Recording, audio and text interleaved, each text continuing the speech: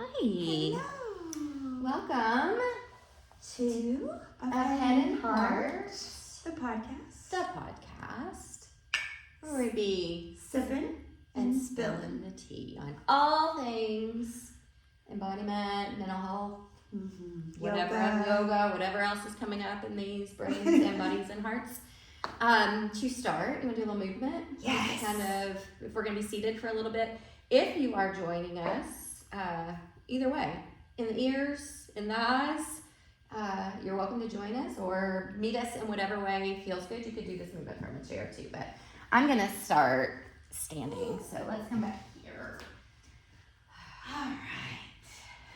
And we'll just bring our feet about hips distance. Anything that feels supported, we'll let a little bit of movement come into our feet. So you can take a little bit of ankle movement, a little rolling through the arches, the ball of the foot, toes.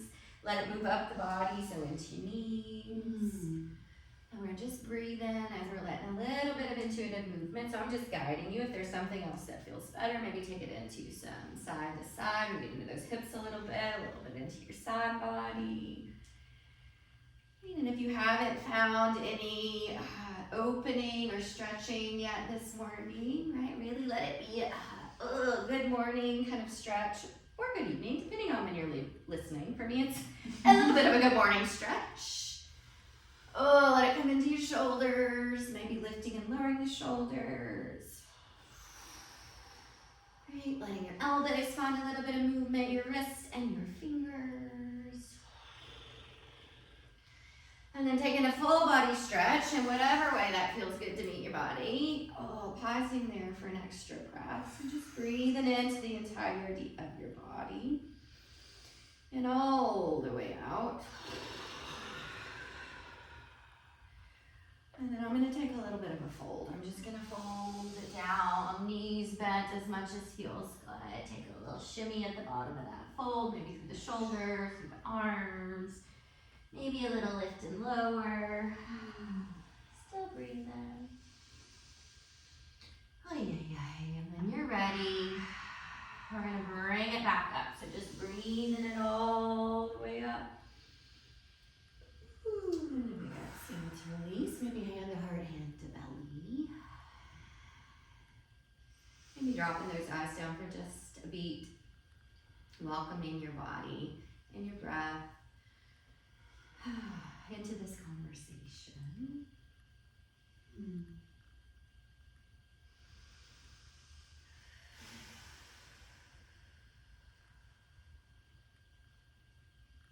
Beautiful. That's all I got.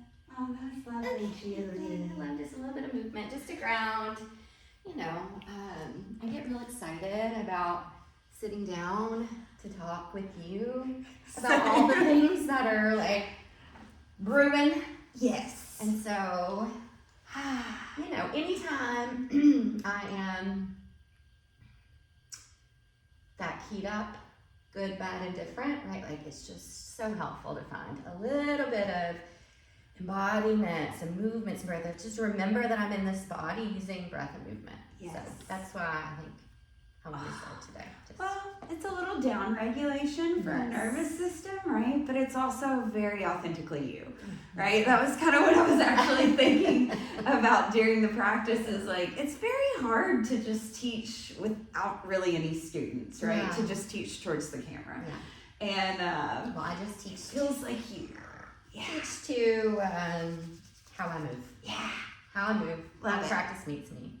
So, all right, welcome. Why does it feel like so? It feels like a long time since we did. It the last one. does, but it really hasn't been, I don't I think. don't think so. It's just a lot has transpired. And It's December been a heavy was month. yes. Yeah. January has been a lot. December was actually a lot, and so I think that's maybe why it just feels a little denser. Or something. Yes. So I'm glad we're here.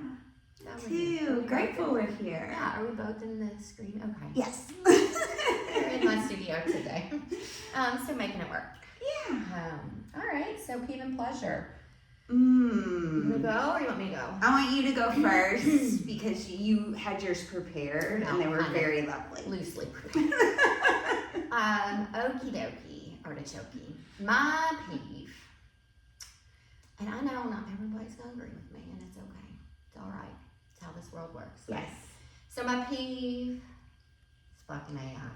I just can't. I can't get down with it. I mean, it is, and I'm gonna tell you this. It's funny, but it's not. Like, just a really kind of ha-ha moment of why I don't like AI, and then I'll kind of go into the deeper reason why.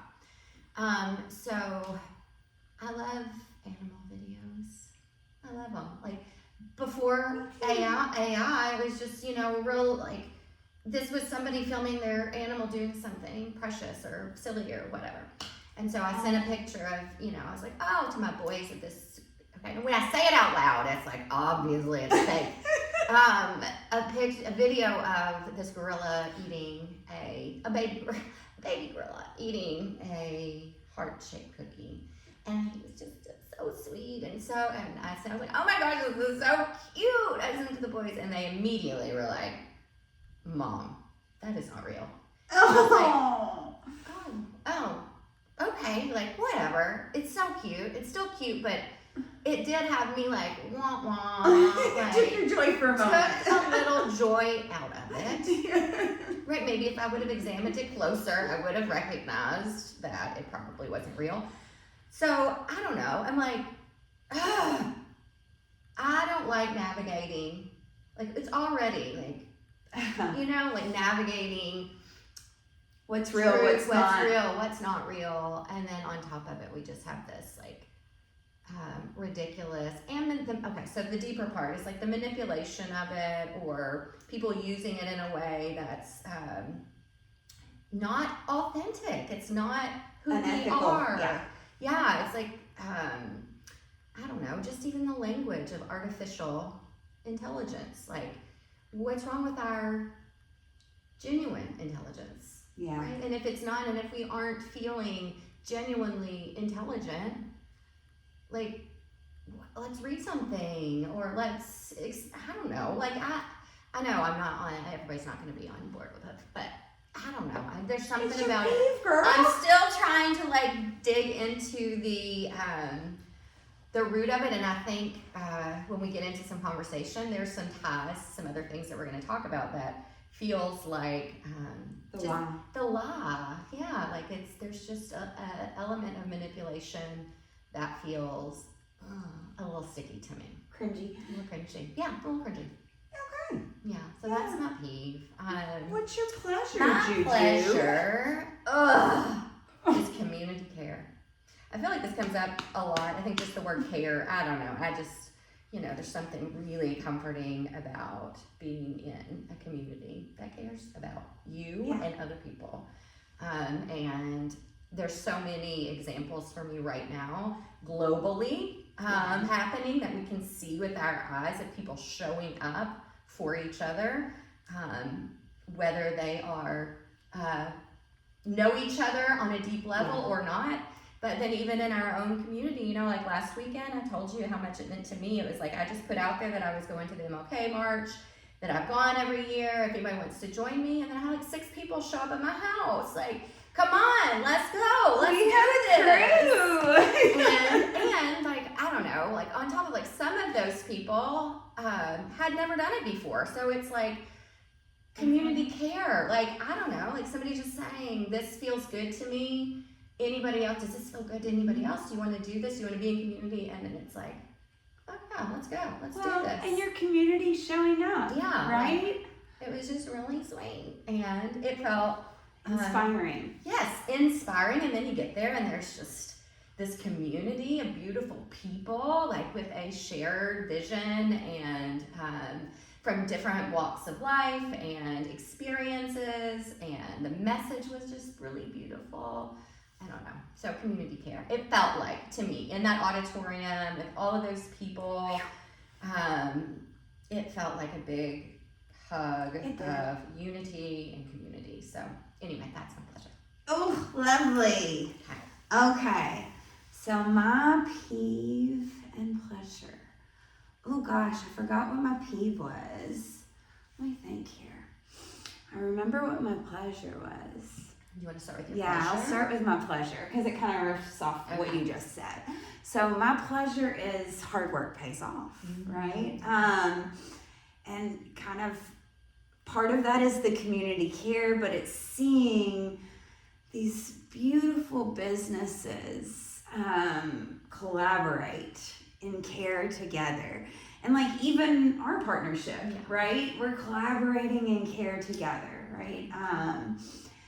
Last night we had the Chamber of Commerce, I don't know, awards banquet or I saw that. Whatever. I was hoping that was going to be a pleasure. Yeah, and you know, both True North Treatment Center and Strength Renewed, Ulysses Johnson, they won, right? And it's like, I love seeing just these small businesses from Owensboro, these people that we love and that we spend our time with, just really be supported, right? And their hard work and dedication to caring for the community be acknowledged, right? And so that's just really inspiring. And even on our MLK walk, right? Like there are multiple people just in our small group, right? With kind of caring for the community in their own ways, coming together. And it just, I don't know, I feel very grateful to be a part of our community at this time. Me too.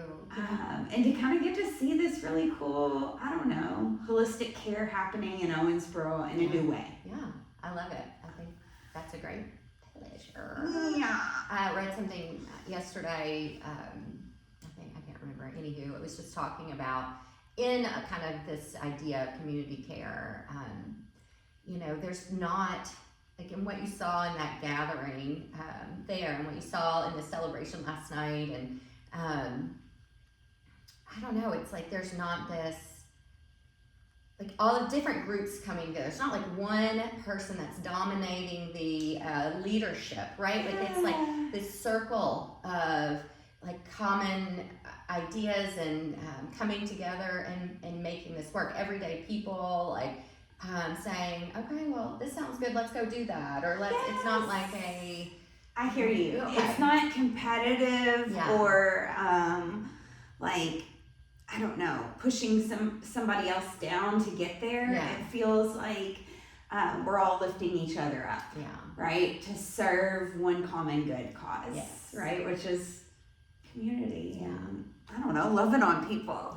That's great. Well, congratulations, True North, for your win last night. Yeah, I know. So that's beautiful. Okay, I've remembered my peeve. Okay. It was a big one, too. I don't know how I forgot. Maybe it was supposed to come second.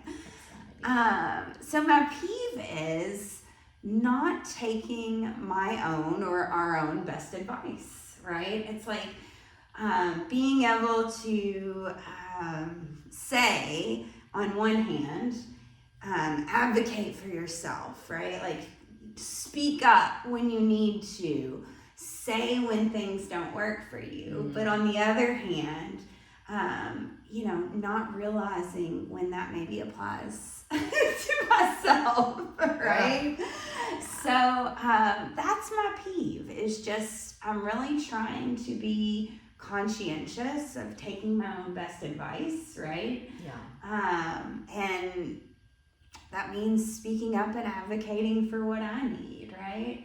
And in this season, that's kind of meant really like what feels right and what doesn't in my life, and not judging myself or like over intellectualizing.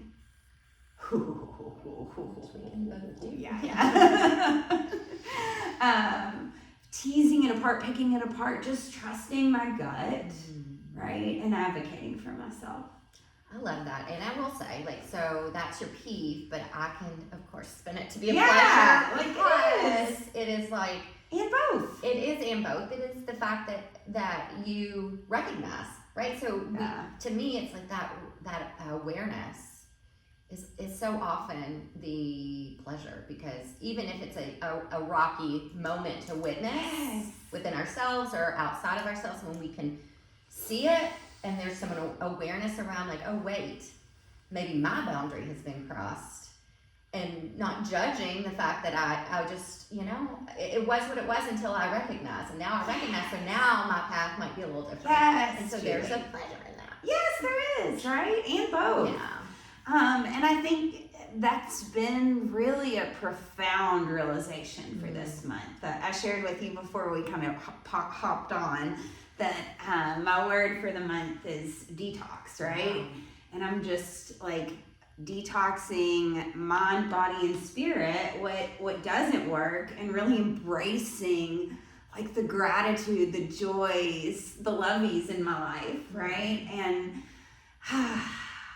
both. It's heavy and beautiful, right? But part of that is speaking up for what I need, right? And setting those boundaries. And so, it makes me think about this journey of yoga, and something that comes up often in certainly in small groups that I have, or one-on-ones, that, and I actually wrote about it in a letter or an email last month with my group. But it's like the trusting of the process, because when we're on this path of like, it's going to be a continual learning, right? Like we're going to continue to be met with these different experiences, good, bad, and different. And then, so we're using some of the same tools that we've used before, but it's like the world keeps showing up. Hopefully we keep showing up to it. And then we have the opportunity to put into practice, like these things that we have been leaning into in a more curated space, right? Like a more practiced space of learning what it feels like to breathe, learning what it feels like to move meaning not just moving into a downward facing dog, but moving the fuck out of here because it doesn't need me anymore, right? Like, so this is, it's like, it's not a one and done thing. It's like, this is the this is the work. This is the work. Yeah. This is the work. And, you know, when we put in this kind of practice, like, it's wonderful that we have some curated spaces to practice when we aren't like in a moment of crisis or that's beautiful. Yeah. Right, that we can work on getting to know our bodies, and it can feel like in a moment that we're just exercising, or we're just, right, we can forget because it's like things are moving and grooving.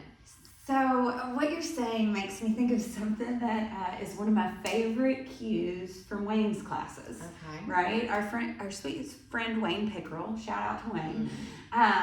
One of his favorite kind of quotes or cues when he's teaching is like, we do the hard work in here and we breathe through it so that we can go out there and breathe through it. Yeah. And it's like, that's exactly what you're saying, right? It's like, this is the reason we practice, right? It's so that we can show up at that next level in a new way, fully embodied, maybe, right? More embodied because we've been doing the work, right? And that's another thing that's come up recently. It's like we do kind of in the beginning, if we're new or maybe we've fallen out of practice or whatever. Yeah. Right. Yeah. Listen. Life. Is that you know, we kind of put in the work and we find maybe some curated spaces to do it, but like for me personally, it's like this has become my life, right? Like it's not that I'm curating space for it anymore. It's like the way that I'm showing up to certain things is my meditation. The way that I am showing up and meeting the world is my movement practice, right? It doesn't mean that I'm foregoing movement practices in other ways or breath practices in other ways. That is, to me, so like this is yoga, right? This is yoga. This is what my hope and my wish for anybody who shares space in here or is coming to a class is that we get to a point where we don't have to curate it all the time, right? Like that it is just we get to know ourselves so much better. It's just how we show up in the world, courageous and brave and authentically and scared and you know all the things like, but we still we're showing up anyway. I don't know. Off to a rainbow. Off of your feet, making it a pleasure. I don't know. All right. Well, that is a nice transition kind of into what we're talking about today. Yeah, remind me. Where are we going? Where are we going? Well, this month in our workshop, Yes. we talked about the idea of strength and ease. Oh, yeah. And then as we're here in Kentucky, right? In Owensboro, and we're getting ready to have snowpocalypse. Yes, we are. And so we talked a little bit about wintering, right, when we were chatting. So wintering and strength and ease, right? And I guess to me, when we started talking about wintering, I was thinking about this idea of like when Julie first introduced this idea to me, right, of wintering and what it means to winter, right? Following the seasons and following the natural flow of things is a little bit intuitive to me, but also counterintuitive. So naturally, it is intuitive, right? And life has sent me into, I'm pretty hype. Yeah. I'm pretty hype. I have to remember to slow down, right? So when Julie first started talking to me about the concept of wintering, just naturally and in your classes, right? It was really striking, right? The idea of slowing down purposefully. Wow. Right? And then the connection back to the nervous system for me, where I am a little bit more of a fight or flighty kind of hype person, right? And the idea of opposite action, of giving the nervous system what it needs to balance out, right? And so the slow roll, like I told you this morning as I came here, I'll joke sometimes in my classes and say, like, if Julie's there, I'll say, you know, try to beat Julie. You won't be able to do it. She'll go slower than everyone on the slow roll doing something, right? There's no way you can beat her. But you can. No. It can be done. No. But to that point of like, you've curated this soft and slow roll, even about your schedule, your life, right? And I think that is something to, like to me, I look up to that. Right? I want that in my schedule because I'll book myself until I'm falling over. Yeah.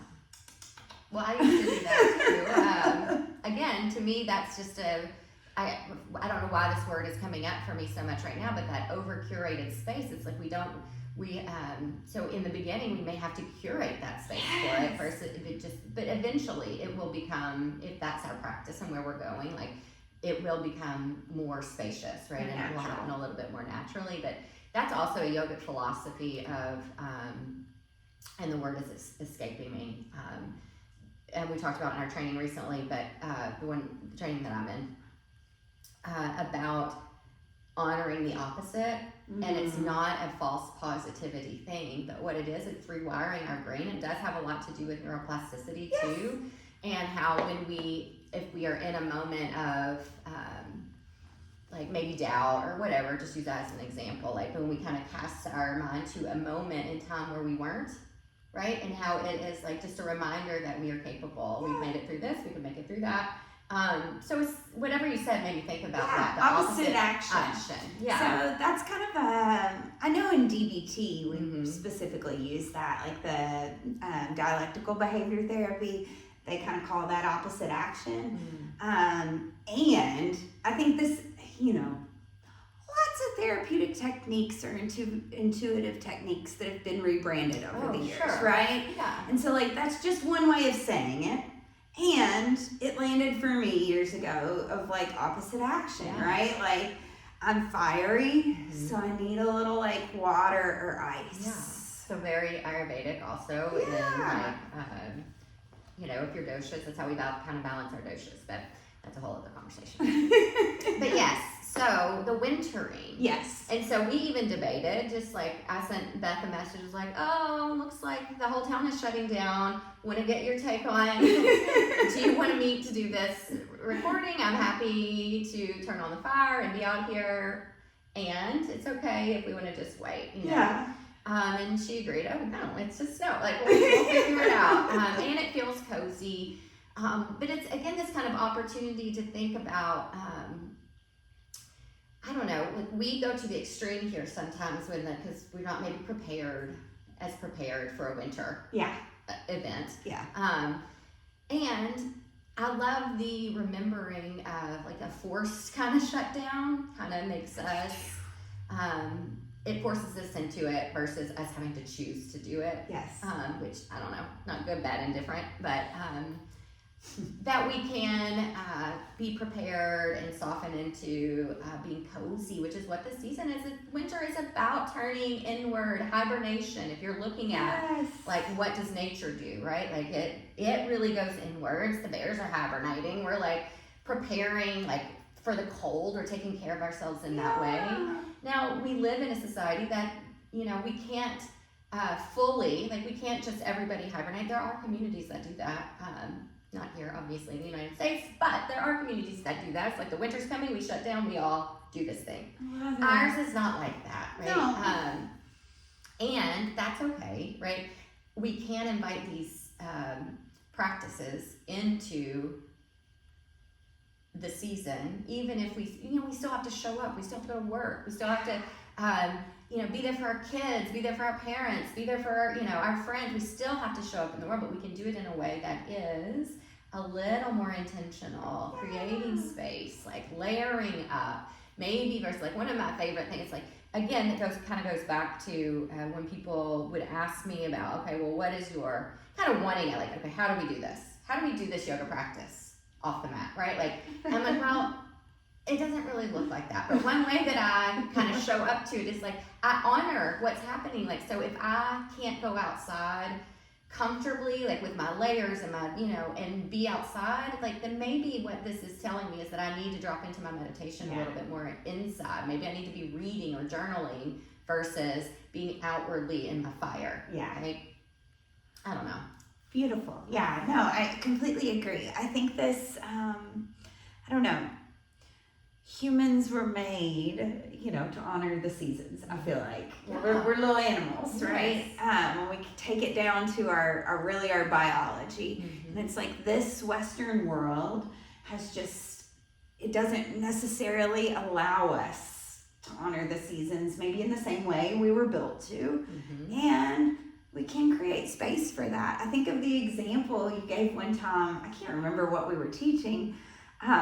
But you gave the example of like your wintertime meditation just looking different, right? Than maybe your summer meditation, right? And snuggling in on the couch, maybe with your insight timer versus being outside and sitting, right? And I thought that was such a beautiful example because it's like, it's not about it being, you know, big pomp and circumstance, right? It's about it being something that is functional and a lifestyle, right? And it made me think when you said, thank you for reminding me that I have some great wisdom every once in a while. You have great wisdom all the time. I forget. It's nice to hear about it. I was like, oh, did I say that? Okay, great. Because that is my practice. But my point in saying that is like what I'm hearing you say in my way, like what I'm hearing is, but there's an acceptance. Yes. Okay, so that we just permission accept and give ourselves permission. That's what I kept coming back to. Be cozy, to be warm, to put on the warm socks, to put on the blankets, and not judge it, but to accept that this is what the nature is asking of us right now, and to remember that this nourishment, this restoration is productive. If you have to say it in that way to make your brain feel like you're doing something, this is productive. Like being cozy and resting and honoring that is how we sustain. We cannot be in the fire all the time. Right? It's not sustainable. Right? And if we look, so two things came up. I started giggling because one of my new practices when I'm out in the cold is our friend Jessica, right? She's been reading about mitochondrial regeneration. Yes. So when I'm out in the cold, I literally, because I don't like the cold, but I know it's very good for my nervous system. So as I'm walking up your driveway today, and I know I'm coming in here to this cozy fireplace in Julie, in my mind I'm saying to myself, mitochondrial regeneration, mitochondrial regeneration, mitochondrial regeneration. Yeah. Right? I'm reframing the cold. Yeah. Right? That's exactly right. Just did that on our walk. And it's like, that's what was stuck in my ear. And I'm like, oh, I appreciate that because, you know, and I took it in a different way. She was going mitochondrial regeneration, and I was thinking about my social justice, I was like, oh fuck, people have put themselves out in situations far worse, with far greater danger, with far yes. to do the right thing. And so that's where my mind was going. But I was like, I appreciate that extra boost because it was crazy. I needed it. I needed it. It's an acceptance and a softening. Yes. Even though, and you're even AMBO's like, okay, this is mitochondrial regeneration. Yes. And I'm going into the warmth. Like I can recognize that I can do this. Yes. I can do this for this time period. It's not forever, right? Yeah. Like all of it. Like, so even just the cozying up and the layering up and the hibernation and is it hide? H-Y-G-G-E. What is it? Hide? You know what I'm talking about? Sure, yes you do. I'm probably spelling it wrong. Somebody, listener, pronounce it for me. Listener, right in. I think hide, I don't know. Anyway, it is wintering, basically. Okay. It's wintering. And so you kind of create that space Cocoon. and it's cocooning and it's having a provision, like having the things that support you in that, right? Like just like we say about our meditation, nesting. It's like, if we want to build a meditation practice, like we know that it's been helpful to like kind of create a space that invites you in. Like that's what this is. And it's like accepting, like this is, I'm going to honor this and be with this because impermanence, like it's not going to be here forever, right? It's going to be, we shift and we change. Only constant is change. Yes. And so, but it's to me, it's like this remembering that to be like that, I want to be sustainable. I don't want to burn out. I want to recognize that I can be in all of those spaces, but to be in all of those spaces, I have to honor all of those spaces. Right. So the thing I keep coming back to is just the word permission, right? And I think when we have done yoga teacher trainings, we have really emphasized that word, right? Because of how important it is for trauma-informed care, right? But I think, it comes back to my peeve of like giving ourselves permission, right? Like just giving myself, permission, right? So powerful. So powerful. And we can give ourselves permission to rest and to restore and to follow this season, right? Oh. Yeah, and so if it's a forced one, then we can lean in even more and maybe just appreciate that we have the opportunity, appreciate that we're safe, that we're warm, that we have maybe food and shelter and all the things, the provisions that support that. And maybe like allowing our bodies to recognize the goodness of that, if that's what comes up for you. Right? Like, if that's what, like, can you appreciate what this has to offer, even if it's not your favorite space to be. Yeah. But the other thing it brought up for me too is like something you said, is that I think I wrote about it this week too, but it's like sometimes our bodies are so used to chaos, and I mean, not that your life is chaotic.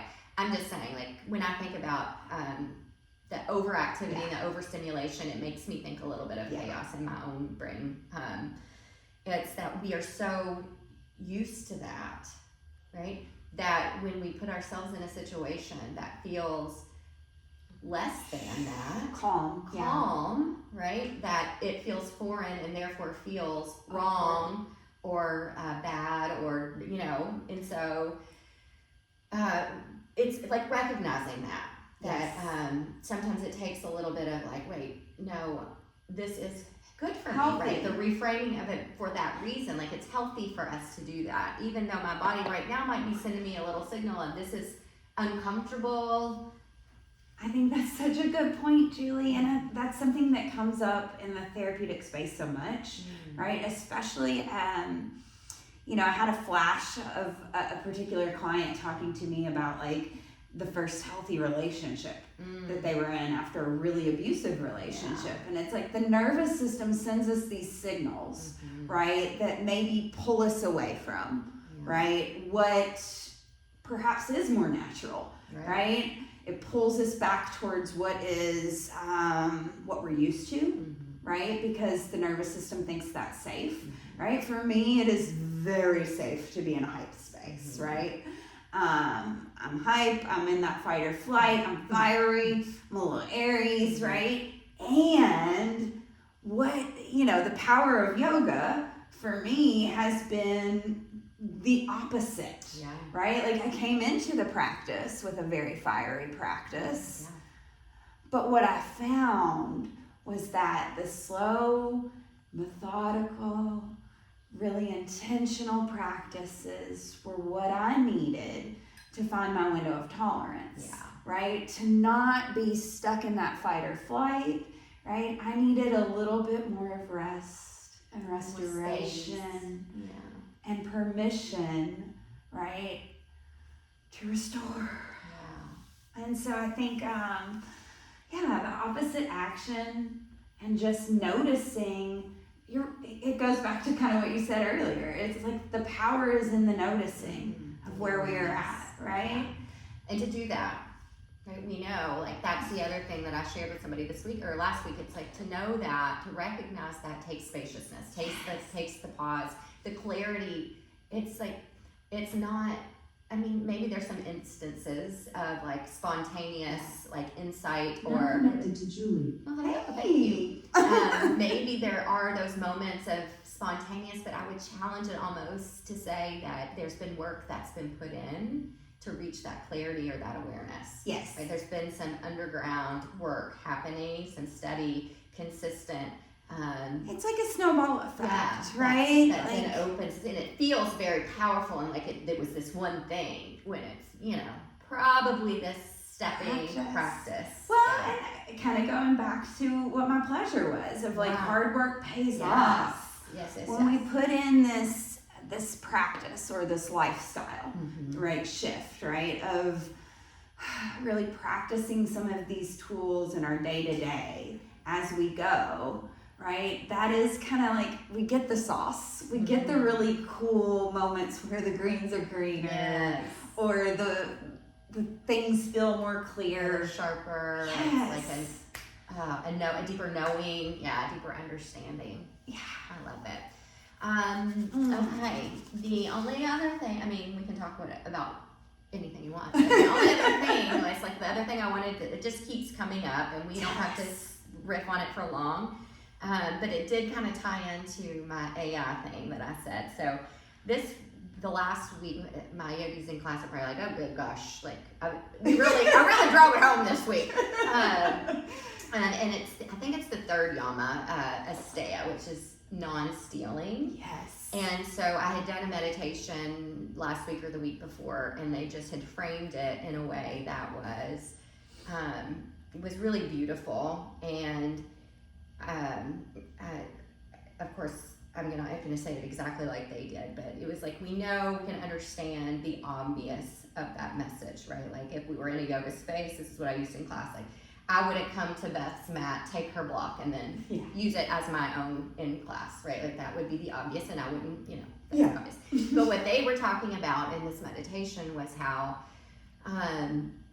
using non-stealing as when we are, for instance, if we come into a class and our brain is being pulled outside of that class constantly, we're just like not staying present, how that is a form of non-stealing, right? Like that you're a form of stealing, how we are stealing from ourselves this presence, right? And then somebody in class, Kathy Fisher, who's a wonderful yogi and counselor at New Beginnings, she said, and it's also, she said, when you say that, what I hear is, but it's also stealing from other people because they don't get your presence. Ooh. And when we are present, we know that when we're present and with someone in that way, like, right, like that's so powerful.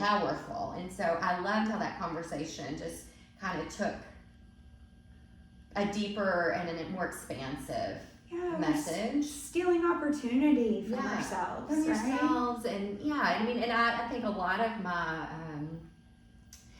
my justice bone has some like this. Tell us. I don't know. Like I don't want to see people being kind of that theft of people, bodies of intellectual property, like writing is a big thing for me, right? Like, so I take my time. I like to, you know, and words are words. There's a way that they come out of me, and like the idea of like twisting or taking my words as their own or whatever. Like, yeah, anyway, whole thing. But I wanted to share. Tell us this morning. So I was like, I like to get other perspectives. I share other perspectives than mine. Y'all get bored of hearing me talk about shit. So never. I wanted to like pull something else up that just talked about Astea and just get another perspective on it. And so I love how this just shared how, I'm going to tangent here for just a second, but when we are talking, like what I would also love is that when I come at this from a yogic perspective and philosophy, because that's just what juices me up. I love it. It's what I'm interested in. But how this philosophy just intertwines with other things and whatever. So anyway, Yes. this just said, Astea is mentioned throughout many Indian texts, including the sutras, the Mahabharata, which is the Gita is part of that, the Upanishads, the Vedas, and then it says Gandhi also saw how important the practice of non-stealing was and considered it one of the 11 vows, in which he expanded beyond the physical act of stealing, importantly, that mankind's greed and craving for artificial needs are also stealing. And then it goes on to talk about, it says the focus on the fact that desire or want is the cause for stealing. Anyway, you know, and it's in the commandments. Like, don't steal. Like, It's true across all cultures. It's like one of those, like, almost like the golden rule, where it's like a cultural truth, right? Right. But in the ways, but I think we can zoom out, like the obvious ways. Most people aren't obviously stealing things. But when we can zoom out and see the ways that energetically or, that we are taking from ourselves or other, it's a boundary, right? Yes. Another nervous system, like we're talking about boundaries and right? And like being just aware of how our energy is being used at any given time, right? Like as a therapist, right? And I'm sure you feel the same way as a yogi teacher, right? Like we have a lot of people sharing energy with us and exchanging energy with us at any given point of the day, right? And remembering what is mine, what is not mine, and releasing, oh gosh, right? So it's not stealing from ourselves and like taking other people's stuff on too. Absolutely. Gosh, like there's so many ways we could take this that makes this very profound to me. I mean, it is. It's just something I thought that it's been marinating for me, right? Like, and this, just the mention in this one of the artificial, where did I say? Oh, artificial needs. It just made me think back to this, what I said, it's my peeve. It's like this idea that, and you said, when I brought up artificial intelligence, and you said something, there's this perfectionism to it. It's also brahmacharya, like right use of energy. Like there's so many intertwining of practices, and to me, it's just this remembering that it's not linear. Like all of these things are intertwined to keep us. This pattern of elevating and towards our best and our highest, right? And it's not about perfection. No, and I think, society tells us perfection, right? Spirituality or inner wisdom tells us authenticity, right? And so I think it goes back to like giving ourselves permission to show up authentically and make mistakes, to be human, right?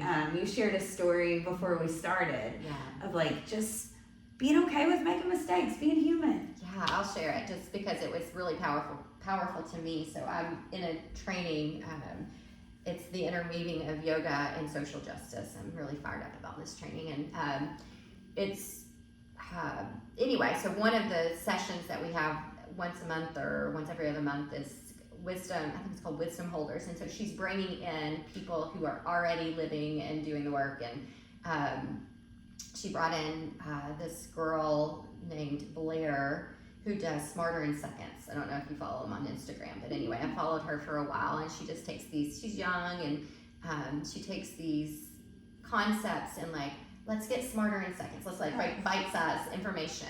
Anywho, so she came in and was talking about her work, and one of the things that she shared that was really powerful to me, I mean, she is powerful and amazing, was that, you know, I get it wrong.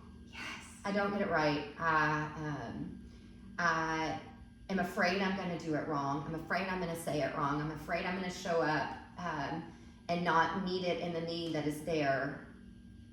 And there was just this softening that happened because, you know, when you see people who are doing really hard and great work and so confident in their work, and so as they should be, it's like these fire starters holding and building community, doing big things, courageous things, and then like one of the very first things that is like, yeah, I don't know, I don't know if I'm doing it, or oh my gosh, right? Like there's some ease. It's not about perfection. It's about showing up, doing the thing authentically, and being human. And I think what I love about that story when you shared it this morning is like, it goes back to me kind of to the 12 steps, to AA, and what I've learned there spiritually is like, we take accountability. We just say like, hey, I don't know the thing, or hey, I screwed up, or hey, I didn't show up the way I wanted to. And through the use of accountability, we move forward, right? Like I think accountability is one of the most courageous things we can do. Like, hey, that's on me. That's my bad. I've got, I can hold the space that I screwed up. Yeah. Right? And to me, just saying, like, I don't know that I always have it right. It's like, that's the kind of leader I want to be around, because if you do think you always have it right, I'm more scared. Right. Absolutely. Accountability is that's a whole, whole thing. And the more of that, the truth is, I had a gal, we may have talked about this, a friend of mine made a comment one day, and I loved it. It was just like, I'm not, how'd she say it? I'm not right all the time. But I'm also not wrong very often. And I said, okay, yes, because you put in the work. Yeah. Right? Like you're putting in the work to be educated and to share, factually. And so, you know what I'm saying? Like the more work we put in, the more natural it becomes, and it becomes our lived experience. When we are being authentic, there's less room for the, to almost fuck it up, because we are putting in the work to be who we are, showing up truthfully and honestly, and I don't know, like yes. That's, well, it's showing up vulnerable. It's having the courage to be vulnerable, right? To say, I don't know the answer, or I don't always get it right, or hey, I screwed up, right? Like, and that goes back to, telling the truth, right? Yeah, it kind of goes back. It goes back to these spiritual principles that provide our grounding. Yes, all good stuff. Give you an eyebrow raise on that one. I don't know. I mean, I guess my thought is like, gosh, there's so many directions that this could go, but we got to get to wintering. Yeah, we got to get to our own wintering. So. Is there anything else? Did we not touch on anything that we maybe had briefly said maybe we want to talk about? No, I think for me, the resource, because we like to transition to a resource before we end. And so like for me, the resource is like the same way that we honor the seasons, we honor the nervous system. Yes. We read and honor the nervous system and what it needs. Right, and that is a little bit of the wisdom of following the seasons, of like following the body, right? Listening to the body, what it's communicating to us, and what do we need to kind of restore, right? For me, some of the foundational practices there are like just returning back to a little bit of meditation, right? And so the one that I did this morning, I actually thought about you saying like, during the winter, sometimes I I lay on the couch and I listen to my meditation. So I was in my bed, I had my little sun lamp on, and I put on my favorite meditation. It's Jonathan Lehman. I think it's a 10-minute morning meditation with music on Insight Timer, right? And it has, I even told Julie, I said, even the crackle in his voice at one part is like comforting. Like there's nothing about that meditation that doesn't feel like a warm little snug to me, right? And so this morning I wrapped up in that and I listened to him give these affirmations, right? And then I listened to this quote that's on there that always makes me think of my mom, because it's an Einstein quote, right? And then I went on a deep dive, and it turns out it was not an Einstein quote, right? It was actually a sociologist, right? But regardless, the quote, I may screw it up a little, was that we can choose to see every day as a miracle or not, right? Yeah. And my choice is that I see today as a miracle when I use my grounding practices, when I return back to the things that I know really work for me, right? So my resource today that I'm sharing is Insight Timer. Okay. That's one of the resources that both of us have used for years. Yeah. Right? One that we've connected upon, right? When I was first getting to know Julie and we were first becoming friends, and I would sit down and do my meditation in the morning. When you get done on Insight Timer, it shows you who's meditating with you.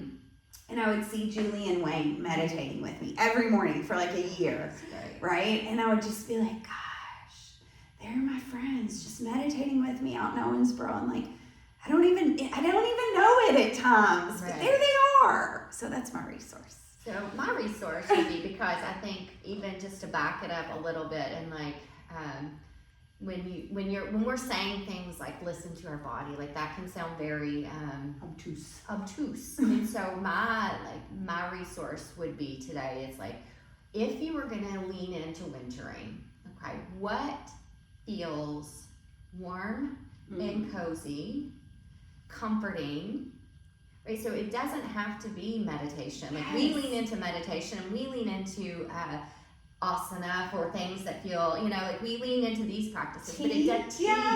What feels? Is there a type of soup that feels like comforting and like a blanket? Is there a book that you like to read? Is there music that smell? Right. Like so, think about like what feels, or like the senses. What brings your senses into this cozy vibe of support and warmth and care? Yeah, you can feel like as Julie says each thing, I'm over here going, And it could be that. This could be your resource, like just giving yourself a little squeeze, maybe wrapping in your blanket, and just taking like a breath or two, just to recognize, does this feel warm and cozy? If I patted my own shoulder, does that feel warm and cozy? Does that feel supportive?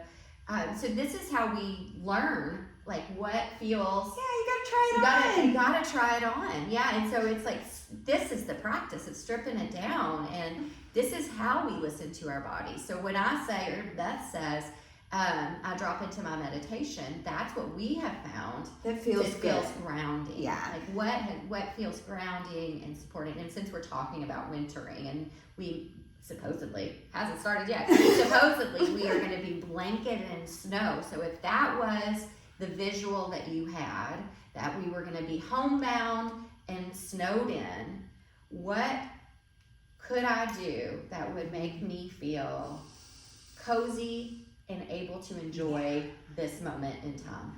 I think that's such a valid point, Julie, is it's not a one-size-fits-all approach, right? Our resources, they're different for everybody, right? And they're so varied, and they change with the seasons of our life, right?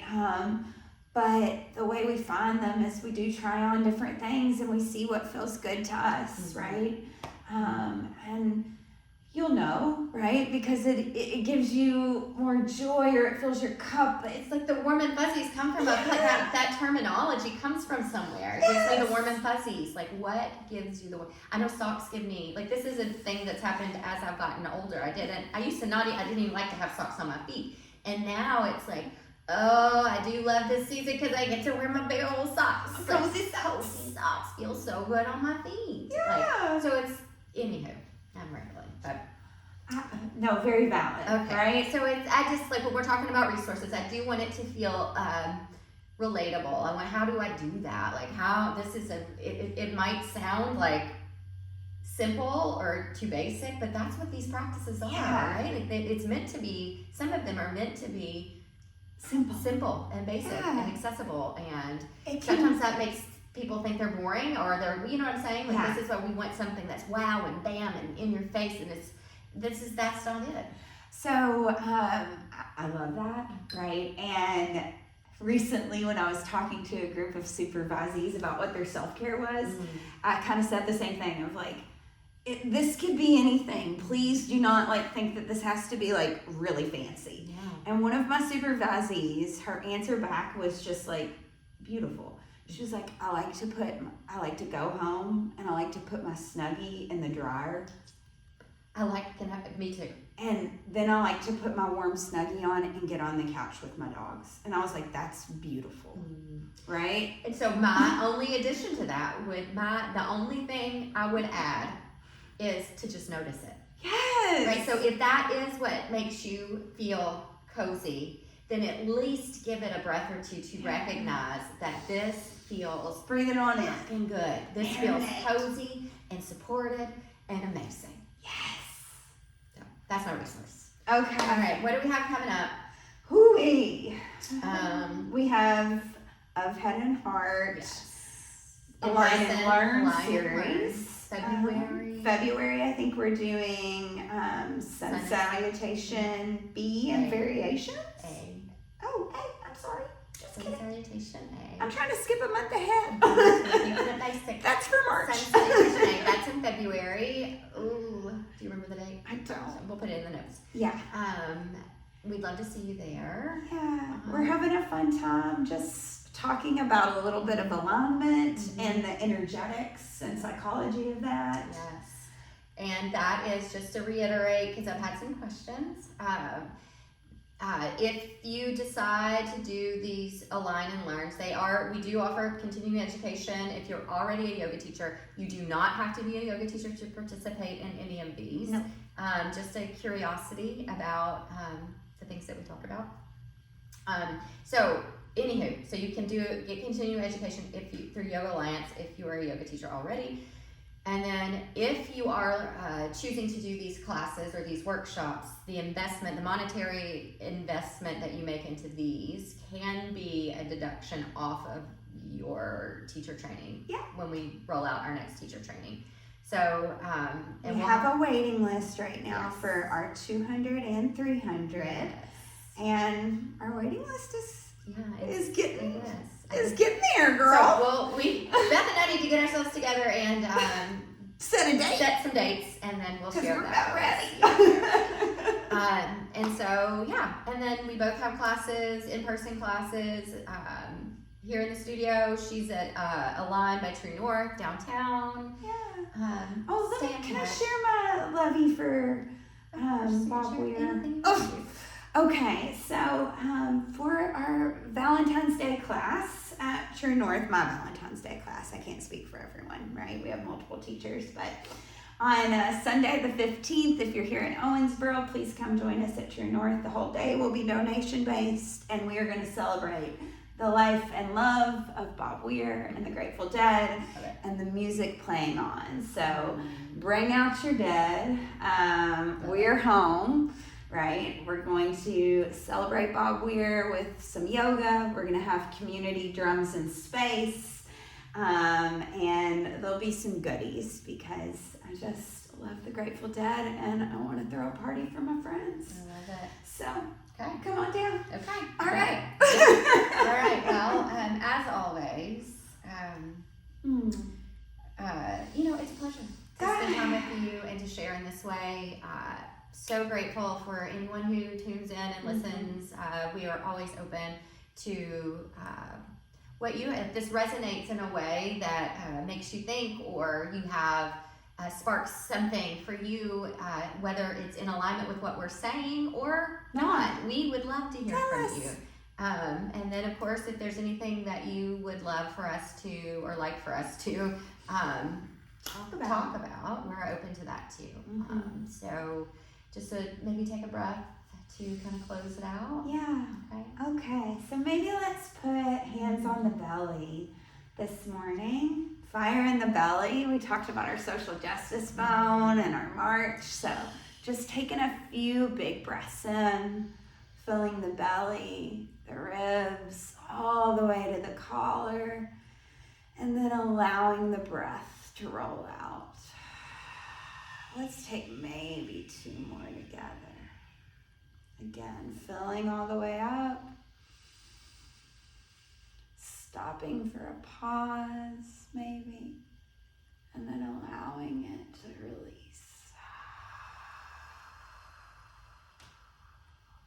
One more last breath together.